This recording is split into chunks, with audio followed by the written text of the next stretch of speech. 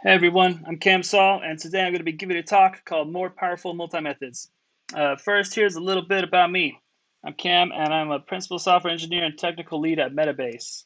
Metabase is an open source data analytics and business intelligence platform written in Clojure. It's the #2 most starred Clojure project on GitHub. Shameless plug, we're hiring. So let's dive right into it. I'm going to be talking about Clojure's multi-methods and the Common Lisp Object System, or CLOS, and its support for generic functions. Generic functions are just the CLOS term for what is effectively the same feature as Clojure multi-methods. Generic functions were actually the inspiration for Clojure's multi-methods, and Rich Hickey talked about that a little in his recent History of Clojure paper. Clojure's multi-methods are, of course, one of Clojure's most powerful abstractions, but CLOS's generic functions are actually even more powerful in some cases and can let you do some really interesting things you can't do in Clojure. But this isn't a talk about how Clojure is missing features from Common Lisp. It's not listen to Cam complain about Clojure Day. It's actually a celebration of the fact that you can steal the best features of other languages and add them to your own in Lisp languages. In Clojure, we can steal some of these great features of CLOS and use them ourselves. And this talk is about my attempt to steal these features and the library I created as part of doing so. The library is called Methodical, and it brings some of these advanced generic function features to Clojure. Now, of course, it's one thing to port code. It's better to port code in a way that matches the style and worldview of the language you're porting it to. Common Lisp isn't as functional and doesn't have the same emphasis on functional programming and immutable structures that Clojure has. So I tried to port things in a way that seems Clojure as opposed to a one-to-one copy of the interface and just rewrite the code. I think what has resulted is actually even more functional than the multi-methods that ship with Clojure out of the box. Clojure's multi-methods are just mutable Java objects, whereas methodical multi-methods are immutable Clojure objects. You can even compose them programmatically and pass them around and do all sorts of crazy things that we'll get to in a second. I've also added a few things to Methodical that don't have a direct equivalent in CLOS, but that seemed cool or made sense. Without further ado, I'd like to introduce the first one of those mind-blowing features. Before we do that, though, let's do a brief recap of how Clojure multi-methods work. So here's an example Clojure multi-method. It's called myMultiMethod, and it dispatches on the class of its argument. We have 3 implementations, one for object, one for number, and one for long. Clojure multi-methods store these different implementations in what are called a method table. The table itself is actually a map of a key value map where the keys are the dispatch values and the values are the method implementations associated with those dispatch values. So our method table in this example has the key object and then the actual method implementation for object, and the same thing for number and the same thing for long. So when you invoke a multi-method, what it does is it takes its arguments, passes them to the dispatch function, and uses that to determine a dispatch value. So if we invoke it with the number 100, it passes 100 to class. In this case, it's a long, and that's our dispatch value. Then it goes through the method table, finds all the methods that apply for long, to long.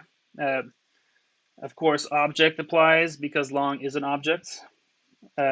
Number applies because long is a number, and long applies because long is a long, right? So in this case, all of the methods we defined apply.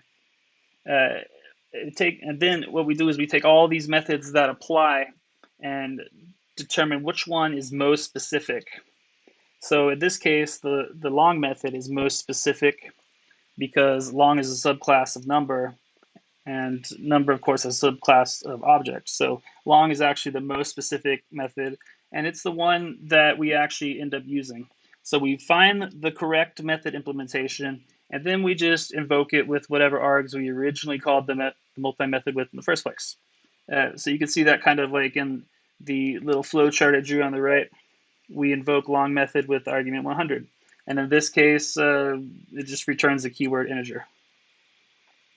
And that's really the explain like I'm 5 version of how Clojure multi-methods work.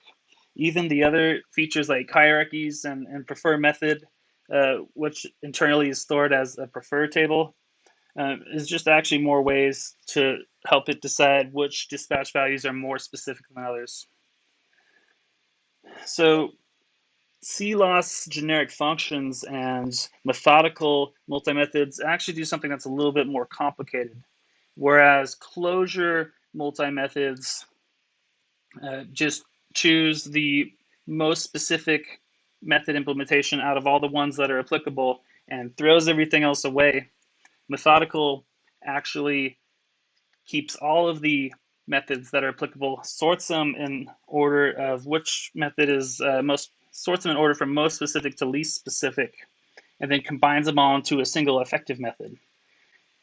But it's not just doing that. What it's doing is it's giving each method a reference to the next most specific method. And I'll show you how that works in a second, right here. The reference to the next method is actually bound automatically as the symbol next method in any def method, methodical def method form. So if you wanted to invoke the next method, the next most specific method, you can just call next method like a function. And you can see that right here, actually. We're invoking it. And not every method, of course, has a next method. You can kind of think of it as like a chain of methods. Object, of course, is the last method in this chain. So it's a good practice to check whether next method is truthy before you try to invoke it, or you're going to get a null pointer exception, of course. So that's pretty cool, right?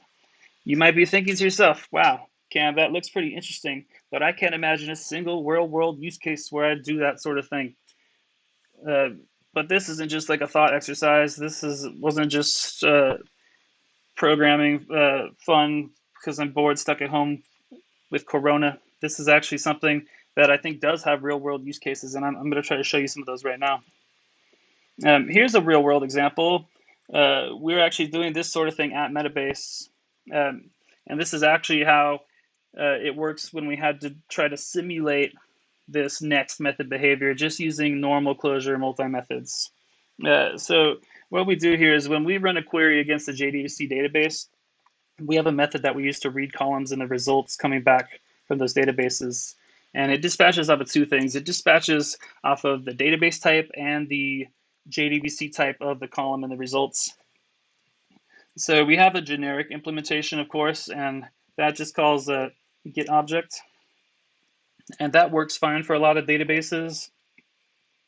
But some databases like to make my life hard, and they do things like return timestamps without the correct time zone information, or they normalize them to UTC without being asked to do so, or telling us or letting us know that they did so, or do all sorts of other wacky things in a way to, I think, just to introduce more time zone bugs and keep us on our toes.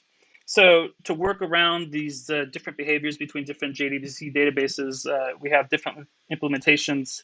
For MySQL, we fetch timestamps and work around its weirdness in one way. We work around SQL Server's weirdness in another way. And that's all fine, but what if we wanted to use the default method under normal circumstances, but maybe just it could throw an exception in weird cases, so we just wanted to wrap that in a try catch and then do something else if it throws an exception. How do we do this? Well, with normal Clojure multi-methods, basically what you're stuck doing is calling get method and then hard coding the dispatch value of the next method. So you can see in the part I just circled right here, we're doing that. We're calling get method with the JDBC database and timestamp dispatch value. So this is the fundamental flaw in this approach. The fact that we're hard coding this dispatch value, that works fine right up until the hierarchy changes from under you, right? So as we saw on the previous slide, Postgres was derived from a JDBC database. Suppose that changes and something new comes in between them, and we implement a method for that. Well, look what happens here. We're trying to call the parent method, but we're not actually calling it. We're skipping straight over the parent method and going straight to the default method. So just like that, we've broken our own code, and we didn't realize it. One of the cool things about hierarchies is You don't need to know what they look like ahead of time to be able to use them. They're flexible. You can change them at runtime. You can do all sorts of things like that. But if you hard code a dispatch value like this, you're kind of losing some of that magic you get from hierarchies. Now, people, of course, will say, well, don't hard code it then, just programmatically determine what the next value is. But that really is easier said than done. And if you don't think it is, go ahead and try to code it up. I was going to include it as an example here, but it took me like 3 minutes to explain what's going on, and I don't have enough time in this talk to do it. So let me just suffice to say that you have to look at all of the dispatch values in the method table for the multi-method, determine which ones are applicable yourself, and then sort them in order, or determine which one is the most specific yourself. And that involves looking at the hierarchy and looking at the table of preferences. And on top of that, you have to do that for every single dispatch value if you have more than one. So it's actually a lot easier said than done. It's complicated enough that I wouldn't consider it practical. So this is one of those real world use cases where if we had next method, it would be really nice and it would save us a lot of trouble. Another side note here. A lot of people who are familiar with CLOS say, Cam, hey, why does Methodical have next method? Why doesn't it have two different things related to next method? In CLOS, you have next method P, which is a predicate function that you can use to check whether there is a next method. And it has call next method, which of course is how you would call that next method if you chose to do so. Now, Common Lisp is a Lisp 1, right? So if you were to pass around a value called next method the way we do in Clojure, you couldn't just invoke it directly. You'd have to use fun call or some other form like that. And I guess you could do that. I wasn't there when they came up with Common Lisp, and so I don't know why they didn't do that way. But when I wrote Methodical, it seemed more Clojure just to stick with one value, because you can do both of the same things with just one value. If you want to know whether it exists, you just check whether it's nil or not. And if you want to invoke it, you just invoke it. So that's one of those examples of those ways I tried to make things Clojure as I ported it over. All right, and that's kind of a next method for you right there. So let's move on and talk about a feature that you really can't replace with hacks or hairy code no matter how much you try. If you really wanted to, you could sort of simulate next method with vanilla Clojure multi-methods, but this you cannot do. So suppose we have a multi-method like this, for the sake of example. This one's called my multi-method. It dispatches on the type keyword, which is presumably a key in a map. And we have a couple implementations, one for object and one for string. And both of these implementations add relevant keys to the map. You can also see the method for string is actually calling next method, which in this case is just the method for objects. And you can see in the result, we're actually getting keys for both of them added. So in a second, we're going to add a couple auxiliary methods to this multi-method. But before we add auxiliary methods, we first got to clarify what primary methods are. Primary methods are all the methods we've seen so far. Any method in a normal Clojure multi-method is a primary method. Primary method is the meat and potatoes of a multi-method, and auxiliary methods are kind of like the side salad that goes with it. Primary methods are the main methods that get invoked, such as these implementations, and auxiliary methods are invoked before or after or around those primary methods. If you're an Emacs user, these are basically the same concept as Emacs Lisp function advice. You can have before advice, around advice, or after advice, and this is kind of the same idea. So here's an example of what some of those auxiliary methods actually look like. The important difference here is you add a qualifier, like the keyword before, to specify what type of auxiliary method we're defining. So what is this before method that I just circled for you? A before method, as the name may imply, is just a method that runs before the primary method. The important thing about auxiliary methods is you can have lots of them. When you invoke a multi-method, you ultimately always are going to end up invoking one primary method. Now that primary method, of course, may invoke another primary method if it calls next method. but it's still only one primary method getting invoked internally by our multi-method. Whereas with auxiliary methods, we invoke all of them. So if you have a before method for object and you have a before method for string, both of those methods end up getting invoked before the primary method. Before methods are invoked in order from most specific to least specific. So we'll invoke the string before method, and then the object before method, and then finally we invoke the primary method. So there's an important difference if you're familiar with CLOS and the way Methodical implements before and after methods. In CLOS, the values returned by before and after methods are just ignored. This is less of an issue in Common Lisp because you can pass around all sorts of mutable objects, and the language itself has less of an emphasis on functional programming and immutability. So running these functions only for side effects is kind of less of an issue. But at Clojure, you'd really be restricted a lot if before and after methods could only be used for side effects.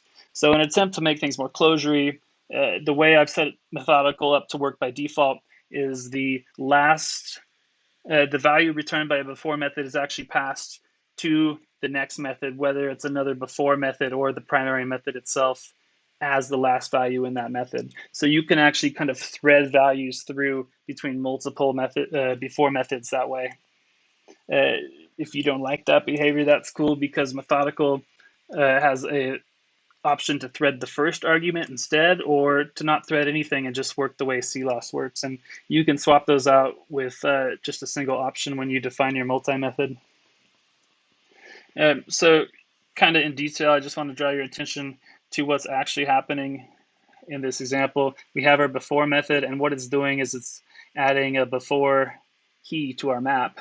And you can see that value actually shows up in the result of our call. So it's actually adding this key before the primary method ever sees it. We've also added an around method. And as the name suggests, around methods run around all the other methods. They actually get to choose how and when everything else gets invoked. They could change the arguments that they pass to the other methods. They can not even call the other methods. And by other method, I mean either another around method or the primary method. They should end up calling something in most cases. And the way they do that is just by calling next method. It's the same way you would do it inside a primary method.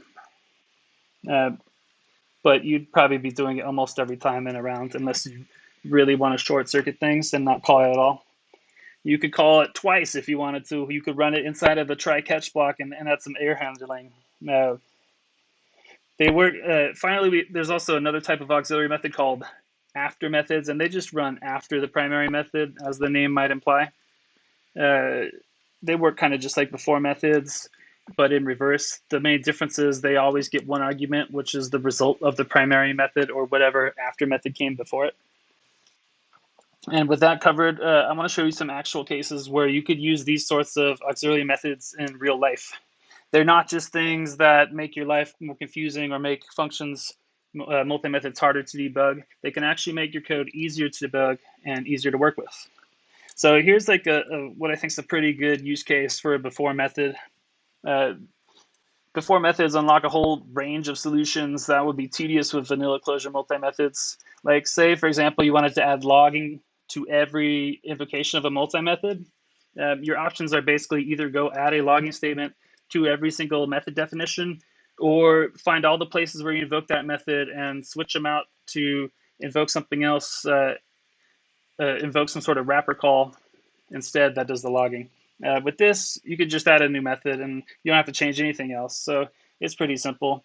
Right here, what we're doing is we're defining a before method and telling it to dispatch, making it a default value, which means it gets ran for everything. Default applies to everything, so every single invocation of my multi-method actually ends up invoking this before method. So this is sort of what they call aspect-oriented programming. And as a fun fact, AspectJ was actually written by one of the designers of CLOS. And he admitted that it was sort of his attempt to bring some of the features like the ones I'm showing you to Java. So this, I guess, you could think of as another attempt to bring these sorts of features to the JVM. So that's kind of cool. When might you want to use around methods? Here's a good example of when you might want to use them. You could add a global error handler for every single invocation or every single implementation you have for a certain multi-method. And you can log that. You can log any errors, exceptions that get thrown, or what have you. That's pretty cool. You can also skip calling the actual implementations entirely. Again, the world's your oyster if you are an around method. In this case, we can just have some sort of cache somewhere and just cache all the values. And if there's not a value, then we can invoke the method and store it in the cache. But if not, we don't have to invoke it at all.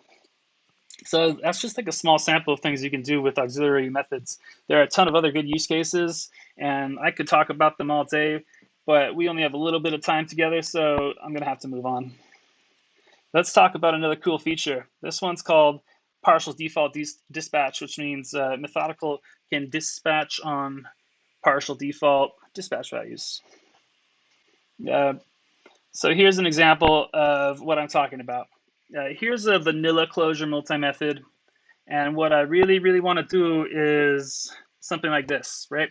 Now you would think when I invoke my method, maybe in a magical world, it would actually give me this value right here, but it doesn't. It just goes straight to default. Default values in Clojure multi-methods are sort of like an all or nothing affair. You either have some sort of non-default value or you have default. Or maybe that's some other key or some other value if you change the default value, but by default, it is just the keyword default. So that's kind of a limitation in vanilla Clojure multi-methods. And of course, again, you could work around it by writing a big function that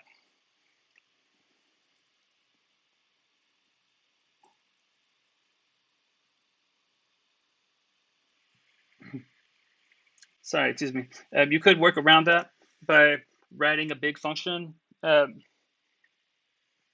kind of simulates the behavior we want and calls the dispatch values, the partial default methods that we want. But that's really complicated, so let's not waste our time with that. Let's just talk about how Methodical works. That's it, no hackery. It does kind of what we wanted to do just by default. So if you are dispatching off of multiple values in Methodical, it'll actually let you create method implementations where some of those values are default values, and it'll use those automatically. Of course, if you don't like that behavior and you just want it to work the way normal Clojure dispatch works, you can use the Clojure style dispatcher instead. You can swap that out with a single option when you define your multi-method. Methodical tries to be flexible and let you choose how you want it to work. So let's talk a little bit about different method combinations. A method combination is simply the strategy used to build that effective method that ultimately gets invoked when you invoke a multi-method. Let's go back to the example we were talking about earlier.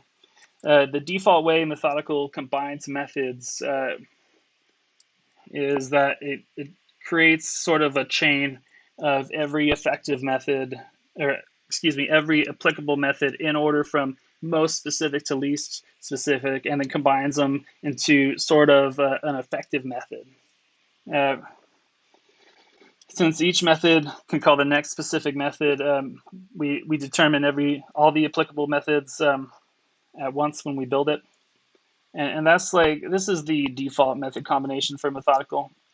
There's a little bit more to it because auxiliary methods come into play as well, but that's the general idea.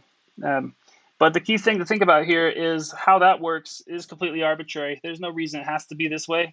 The only reason it works this way is because that's pretty much how it works in CLOS, and I just copied CLOS. But there's no reason that it has to work that way. There are, in fact, all sorts of other ways it could work, and I'll show you some of those. So Common Lisp actually has this idea, this concept of different method combinations. Besides the default one that works pretty similar to the one in Methodical, there's all sorts of weird method combinations that do things like invoke every applicable method and then return the values of all of them as a list, or sums up all the values returned by all the primary methods using an operator like plus. So here's an example of one of those alternate method combinations that I have adapted to Clojure. This is called the seek method combination, and it's the equivalent of the list method combination from CLOS. But of course, to make this more Clojure, this is actually a lazy sequence, which is pretty sweet. So what the seek method combination does is it actually invokes every primary method. And again, we have 3 primary methods right here. It invokes them in order from most specific to least specific and just returns all the values as a lazy sequence. So this is basically the effective method that ends up getting built looks something like this right here. So the method combination actually has a say in how the def method macro gets expanded. And since it doesn't really make sense for a primary method to call next method when we're using the seek method combination, it doesn't even bind a value for that. So you actually can't use next method with the seek method combination because it doesn't really make sense. The next method gets called either way, right? So what are some cases where you'd actually want to use one of these exotic method combinations? Well, here's an example. This is an example I adapted from the book Object-Oriented Programming in Common Lisp. Here what we're doing is we're creating a method that will run any number of shutdown tasks. And you can go define these shutdown tasks all over the place wherever you want. We don't have to know about them. We'll just run them all. Yeah. If you're an Emacs user, this is sort of like a hook, right? This is a shutdown hook. There are a few things going on here. We're actually using a different dispatcher too. And we'll talk more about dispatchers in a second. But what a methodical dispatcher does is it decides which of those methods in the method table are applicable. The everything dispatcher just says every method is applicable regardless of what your dispatch function is. In fact, it ignores the dispatch function. So I just went ahead and passed none just to kind of signify that. Everything dispatcher will take every single method implementation. In this case, we have task scheduler and a web server as primary methods, and it'll just say they're all applicable. And then the do method combination will just run all of the different primary methods as if they were in one big do form.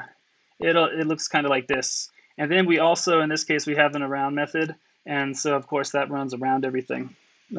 So what happens when we invoke shutdown is it runs all these functions, and you can see from the example it's printing output first. Of course, it's initializing shutdown from the around method, and then it's stopping our task scheduler, stopping our web server. So that's pretty cool. You can actually, right now, the order these run in is kind of indeterminate, but if you, just like normal Clojure multi-methods, you could tell it to prefer one dispatch value over another if for some reason some tasks should be shut down before another. So that's like sort of like an actual real world example where you could do something interesting with these alternative method combinations. This example is a little bit trivial. You might want to add another around method that actually runs each task in a try-catch block. So if one shutdown task fails, it doesn't just stop shutting down the entire system. But this is like a starting point. So the last cool feature I want to show you about Methodical is the fact that you can compose Methodical multi-methods programmatically. So you can actually create anonymous multi-methods in Methodical, which you definitely cannot do with the default Clojure multi-methods. So here we're creating one right here, and then we're actually threading it through to add a primary method. And then we're just creating one more version of it where we add another primary method. And you can see if we invoke both of those methods, we get 2 different values. And that's because methodical multi-methods are immutable Clojure objects. So you can compose them programmatically, functionally, add or remove methods to them, pass them around, and what have you. And whatever prior version of them exists will not be changed. Methodical, in fact, ships with destructive and non-destructive options of almost all of the core functions in its API.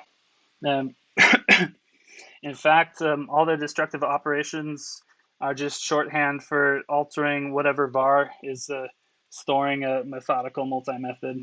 It calls alter var root with the non-destructive function. So that's pretty sweet. And that's kind of a cool thing that is just something you can't do at all with normal Clojure multi-methods.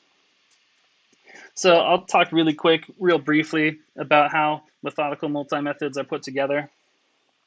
There are 4 parts to a methodical multi-method. I've kind of split multi-methods out into 4 areas of responsibility, and each of these 4 pieces have their own protocol. And then there's a common wrapper class that takes these 4 pieces and combines them into one object that actually works as a multi-method. You can, of course, tell Methodical to use non-default implementations for any of these pieces when you create a new multi-method. So you can create your own method combination, your own dispatcher, and so forth, and use it right away. Methodical actually ships with multiple implementations of all the parts, except for the method table, which right now is just a basic table. Again, method table is just a basic table. It's a map from dispatch value to method implementation. It works just like the one in Clojure, but it's just an immutable Clojure map in this case, as opposed to a mutable Java value. You could theoretically replace it with something dynamic or something that automatically adds or removes its own values or lazy loads method values, but that's still a theoretical thing. It would be possible, but no one's done it yet. The dispatcher is actually something interesting. It takes the argument, we saw this earlier, it takes the arguments passed through the multi-method, and then it determines which of the methods in the method table are relevant and sorts those relevant applicable methods in order from most specific to least specific. Normally, this uses a dispatch function to convert the original arguments to a dispatch value, and then uses that dispatch value and compares those to the values in the method table in combination with a hierarchy, which is usually the global hierarchy unless you specify otherwise, and a preference table, which records the preferences you specified with prefer method. And it uses that information from those to determine which methods are applicable and which ones are more specific than others. My original implementation just mimics the Clojure implementation, but the last big update I made to Methodical added support for partial dispatch, default dispatch, which we talked about a little bit ago. So that's the new default implementation. There's a few assumptions that our protocol makes that we probably shouldn't make, like we assume that you have a single hierarchy, but that's really, there's no reason you actually have to have just one hierarchy, right? We could totally let you write a dispatcher where you use a different hierarchy for every different dispatch value. So that's one of those things that in the future I want to relax some of those assumptions and make it more flexible so you could do really wacky things if the need strikes. The method combination, as we talked about earlier, takes the list of applicable primary and auxiliary methods sorted from most specific to least specific that's generated by the dispatcher. And then it combines all those methods into a single effective method. The method combination also gets to specify which auxiliary methods are allowed, and actually gets to control how the def method macro forms are expanded for that method combination. So that means it's totally possible to write a method combination with completely made up auxiliary method types. You could say maybe you want to add an async auxiliary method type or an async before or something like that. You could do that. You could bind a bunch of implicit arguments that are present in all of the def method forms you use with that method combination instead of just the one next method argument. The sky's really the limit. Methodical, I think, ships with 10 or 12 method combinations right now that do all sorts of things, and they're pretty simple to write. So next time we talk about it, maybe there'll be 20. And finally, last but not least, we have a cache, which is not actually really a required part of a multi-method. Building an effective method is, of course, kind of involved. We have to look at all sorts of methods and determine which ones are applicable, sort them in order of most specific, and then combine them all, which can get pretty complicated, especially when you have lots of auxiliary methods involved. And on top of that, we have to maintain the references to the next most specific primary method, and so forth for each primary method. So that whole building that effective method is kind of a little complicated. And what we do is we actually cache the method that we build for a given dispatch value. This is kind of similar. Actually, something similar is done in normal Clojure multi-methods. So Methodical ships with a couple different cache implementations. Ones that you define with def multi use a cache that watches whatever hierarchy that multi-method is using. So by default, that's the global hierarchy, and the cache will flush if anything in that hierarchy changes. You derive a new keyword, then we'll flush the cache because we got to rebuild methods. Maybe something's different now. The cache that we use programmatically doesn't watch anything by default, mostly because we don't expect it to be long-lived in the way that one defined with def multi is. But if you do actually want to make it long-lived, you can tell it to use a different cache. The current cache is like a little bit dumb, and it kind of it rebuilds functions when it doesn't need to sometimes, and it could definitely be made a little bit smarter. And I definitely want to try to leverage the caching facilities used by protocols in cases where we dispatch on classes. So there's some room for improvement there, and when I get some more time, I'm definitely going to try to make it work even better. And so here's one last thing to mention. If you put a methodical multi-method in the REPL, print it out in the REPL, it'll actually print in a form that is readable and kind of easy to understand. So like I said, there are a lot of different parts to a methodical multi-method, and if you look at it, print it out, you can see what parts you're using. You can see the dispatch function. You can get all the information right there. So it's actually kind of easier to look at and debug than a normal Clojure multi-method is, even though there's a lot more going on.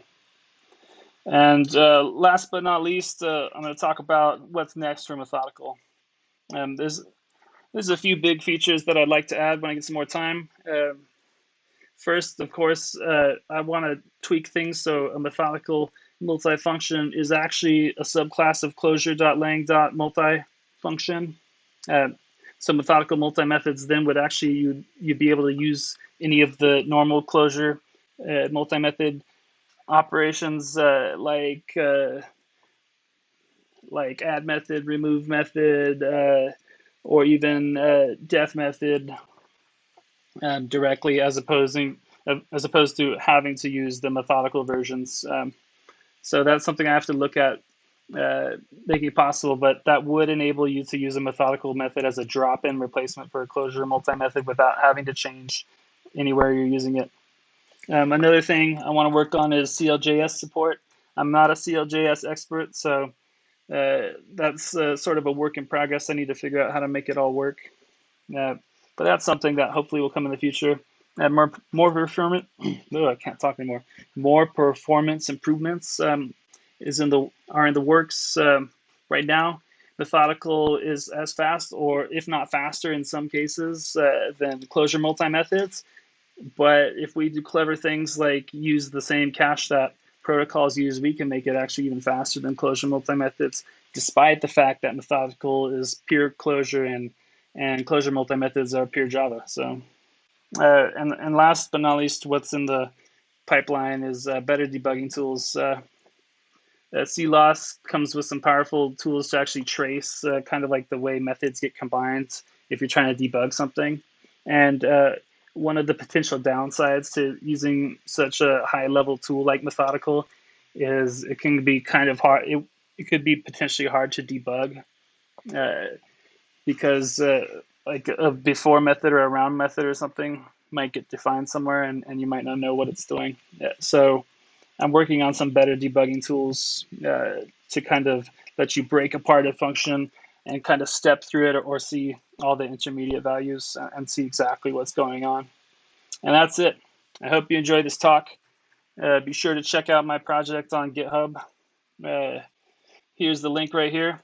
PRs and improvements are always welcome. Hope to see you soon.